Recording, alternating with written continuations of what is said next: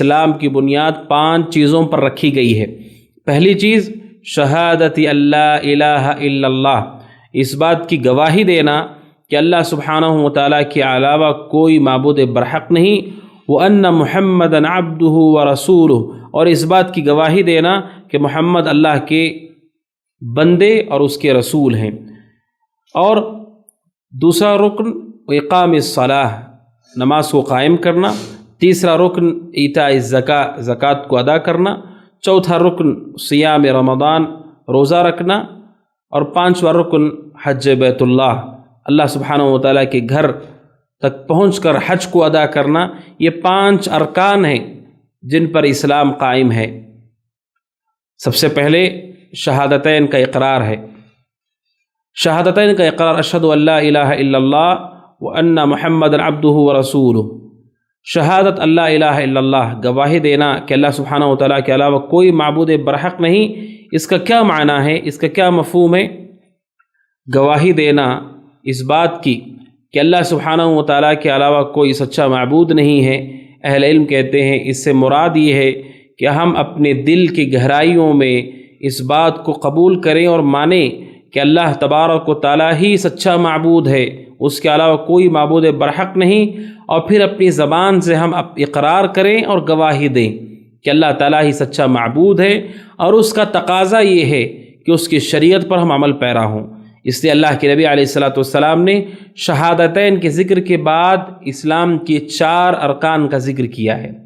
اگر ہم اپنی توحید میں، اقرار میں سچے ہیں تو پھر ہم اللہ سبحانہ و تعالیٰ کی اس توحید کا جو تقاضا ہے کہ اس رب کو جس کو ہم نے برحق سمجھا ہے، اس رب کی شریعت کو ہم قبول کریں گے اور اس رب کی عبادت اور بندگی ہم انجام دیں گے۔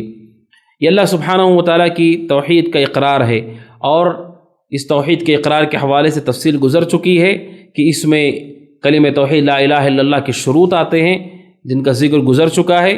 ان میں توحید کے 3 اقسام آتی ہیں جن کا ذکر گزر چکا ہے۔ یہ سب سے پہلی گواہی ہے کہ ہم یہ گواہی دیں کہ اللہ تبارک و تعالیٰ کے علاوہ کوئی معبود برحق نہیں ہے۔ اور پہلے رکن کا دوسرا حصہ وَأَنَّ مُحَمَّدًا عَبْدُهُ وَرَسُولُهُ، اور ہم گواہی دیں کہ اللہ کے نبی علیہ الصلاۃ والسلام اس کے بندے اور رسول ہیں۔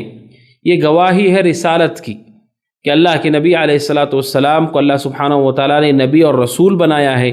اس بات کی ہم گواہی دیں، یعنی اپنے دل کی گہرائیوں میں ہم یہ مانیں اور تسلیم کریں کہ اللہ کے نبی علیہ الصلاۃ والسلام سچے نبی اور رسول ہیں، اور ہم زبان سے اقرار کریں، اور اس کا تقاضا یہ ہے کہ شریعت کی کوئی بھی عبادت، کوئی بھی عمل ہم کریں وہ اللہ کے نبی علیہ الصلاۃ والسلام کی سنت اور طریقے کے مطابق ہو۔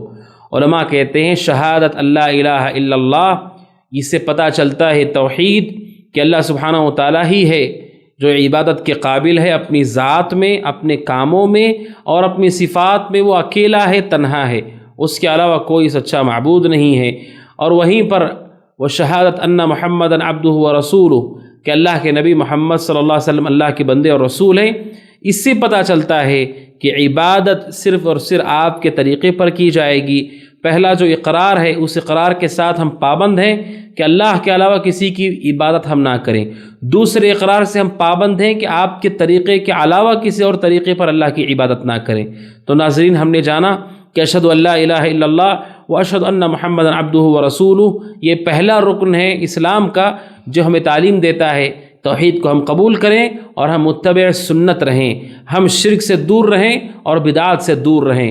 لا الہ الا اللہ کا تقاضا ہے کہ بھی شرک اور کفر کی طرف ہم نہ جائیں، اور اللہ کے نبی محمد رسول اللہ صلی اللہ علیہ وسلم اللہ کے بندے اور رسول ہیں، اس کا تقاضا ہے کہ کسی بدعات اور خرافات کی طرف ہم نہ جائیں۔ اور یہاں پر ایک اہم مسئلہ ہے ناظرین جو آپ کے سامنے آنا چاہیے، وہ مسئلہ کیا ہے کہ اللہ کے نبی علیہ الصلاۃ والسلام کے لیے جو وصف ہم نے اس حدیث میں سنا کہ ان محمدً عبدہ ورسولہ، کیا بندے اور رسول ہیں۔ معاملہ کیا ہے؟ ہمیشہ سے لوگوں نے اللہ سبحانہ و تعالیٰ کی عبادت میں اس کے بندوں کو شریک کیا ہے، اور ان میں سے جو سب سے زیادہ لوگوں نے اللہ سبحانہ و تعالیٰ کی عبادت میں دوسروں کو شریک کیا ہے وہ نیک لوگ ہیں۔ آپ جانتے ہیں سب سے پہلے شرک کی شروعات ہوئی حضرت نوح علیہ السلام کی قوم میں۔ حضرت نوح علیہ السلام کی قوم کے جو 5 عبادت گزار تھے، ودن و سواع، یغوث، یعوق اور نصر، یہ 5 نیک لوگ، حضرت عبداللہ بن عباس رضی اللہ تعالیٰ عنہما نے بخاری کی روایت میں یہ بیان کیا کہ یہ 5 جو نیک لوگ تھے، جب ان کا انتقال ہو گیا تو شیطان نے آ کر ان کی قوم کے لوگوں کو بتایا کہ تم ان کی مورتیاں بناؤ، ان کے مجسمے بناؤ اور اپنی مجلسوں میں انہیں رکھو تاکہ تم انہیں دیکھ کر اللہ کی عبادت کر سکو۔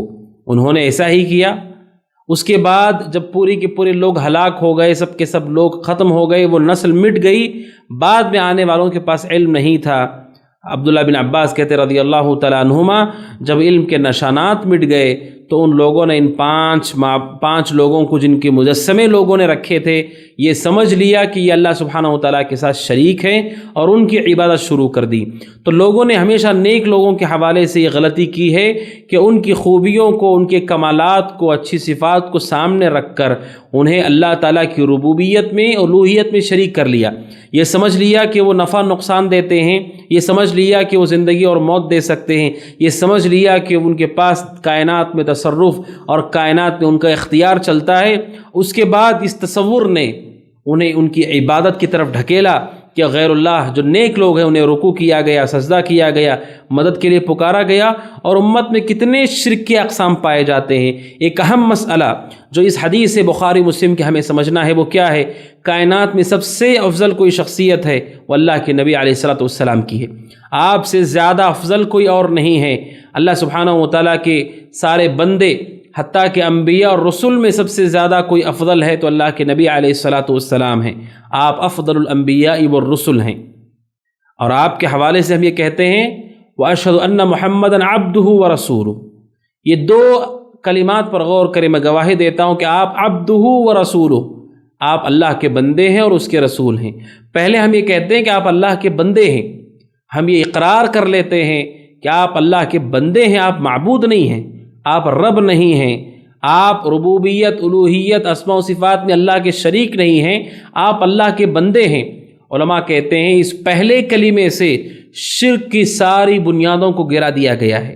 جب دنیا اور کائنات کے سب سے افضل شخص، سب سے افضل ذات اللہ کی مخلوق میں، اللہ سبحانہ و تعالیٰ کے بندوں میں اللہ کے نبی کی ہے، اور وہ خود اللہ کے بندے ہیں، اللہ کا بندہ جنہوں نے اللہ سبحانہ و تعالیٰ کی عبادت کی، اللہ تعالیٰ کی بندگی کی، اللہ کے دین کو لوگوں تک پہنچایا، آپ اللہ کے بندے ہیں۔ اس سے غلو کے سارے دروازوں کو بند کر دیا گیا کہ کوئی آپ کو یہ نہ سمجھ لے کہ آپ اللہ کی ربوبیت، الوہیت میں اس کی شریک ہیں، بلکہ آپ اللہ کے بندے ہیں۔ اللہ سبحانہ و تعالیٰ کی آپ نے بندگی کی ہے۔ اللہ تعالیٰ ہے جو معبود ہے اور آپ عابد ہیں۔ اللہ سبحانہ و تعالیٰ ہے جس نے آپ کو شریعت عطا کی، جس نے آپ کو نبی اور رسول چنا۔ اور دوسرا جو لفظ ہے وہ کیا ہے؟ عبدہ۔ اس کے بعد دوسرا لفظ ہے ورسولہ، اور آپ اللہ کے رسول ہیں۔ اس میں ہمیں آپ کے مقام اور مرتبے کو بتایا گیا ہے کہ کوئی یہ نہ سمجھ لے آپ معبود نہیں ہیں، آپ اللہ کے بندے ہیں تو کوئی عام آدمی ہوں گے۔ ورسولہ، آپ کا درجہ یہ ہے کہ آپ رسول ہیں۔ رسول کا مطلب قاصد، پیغامبر، وہ جو خبر پہنچاتا ہے، وہ جو دوسروں کو مطلع کرتا ہے۔ اللہ کے نبی کا مقام بتایا گیا کہ آپ رسول ہیں، کس کے؟ اللہ کے رسول ہیں، کہ اللہ تعالیٰ نے آپ کو چنا ہے کہ اس کی باتیں اللہ کے بندوں تک پہنچائیں۔ یہ اللہ کے نبی علیہ الصلوۃ والسلام کی فضیلت، آپ کے لیے اللہ سبحانہ و تعالیٰ کی طرف سے درجہ طے کیا گیا ہے، وہ درجہ بھی بتا کر ہمیں آپ کی بے ادبی سے، آپ کی گستاخی سے، آپ کی نافرمانی سے روک دیا گیا۔ آپ اللہ کے بندے ہیں، کوئی یہ نہ سمجھ لے کہ آپ رب ہیں۔ وہیں پر یہ بھی بتا دیا گیا کہ کوئی یہ نہ سمجھ لے کہ آپ عام آدمی ہیں، لہٰذا کوئی آدمی آپ کی نافرمانی کرنے لگے، کوئی آپ کے ساتھ بے ادبی کرنے لگے، جان لیں کہ اللہ کے نبی اللہ کے بندے ہیں اور ساتھ میں اس کے رسول بھی ہیں۔ تو ان 2 کلمات سے ناظرین ہم اپنے عقیدے کو توسط کے ساتھ اپنے عقیدے کو درست کر سکتے ہیں، غلو اور جفا سے، افراط اور تفرید سے۔ وہ لوگ جنہوں نے آپ کی شان میں غلو کیا اور آپ کو اللہ کے سوا مددگار ٹھہرایا، آپ کو اللہ سبحانہ و تعالیٰ کی عبادت میں شریک کیا، ان کے راستے کی ہم نے مخالفت کر دی کیونکہ آپ اللہ کے بندے ہیں، اللہ تبارک و تعالیٰ کی ربوبیت اور الوہیت میں، اسماء و صفات میں شریک نہیں۔ وہیں پر وہ لوگ جنہوں نے آپ کی حدیثوں کا انکار کیا، سنتوں کا مذاق بنایا اور آپ علیہ الصلوۃ والسلام کو اذیت پہنچائی اور آپ کی گستاخیاں کی، ان کے راستے سے بھی ہم بری ہو گئے۔ ہمیں گواہی دیتے ہیں کہ آپ اللہ کے رسول ہیں، اللہ کے پیغمبر ہیں۔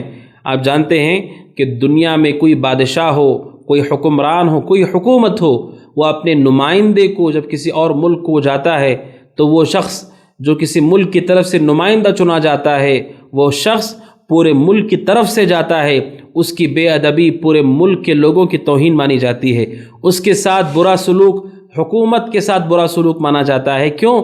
کیونکہ وہ شخص جن کی طرف سے آ رہا ہے وہ ان کا نمائندہ ہوتا ہے۔ اللہ کے نبی علیہ الصلوۃ والسلام کا مقام ہے، آپ اللہ کے رسول ہیں، اللہ تعالیٰ نے آپ کو چنا ہے نبوت اور رسالت کے لیے۔ چنانچہ کوئی آدمی اگر آپ کی گستاخی کرتا ہے، سنتوں سے اعراض کرتا ہے، آپ کے طریقے کو ترک کر دیتا ہے، تو اس شخص نے آپ کے مقام اور مرتبے کو نہیں سمجھا اور وہ شخص اپنے آپ کو تباہی اور بربادی کی طرف دھکیلتا ہے۔ تو ناظرین، ہم نے جانا کہ اللہ سبحانہ تعالیٰ نے ہمیں تعلیم دی ہے کہ ہم آپ کے لیے گواہی دیں کہ آپ اللہ کے بندے اور رسول ہیں۔ یہ پہلا رکن ہے توحید اور رسالت کے حوالے سے۔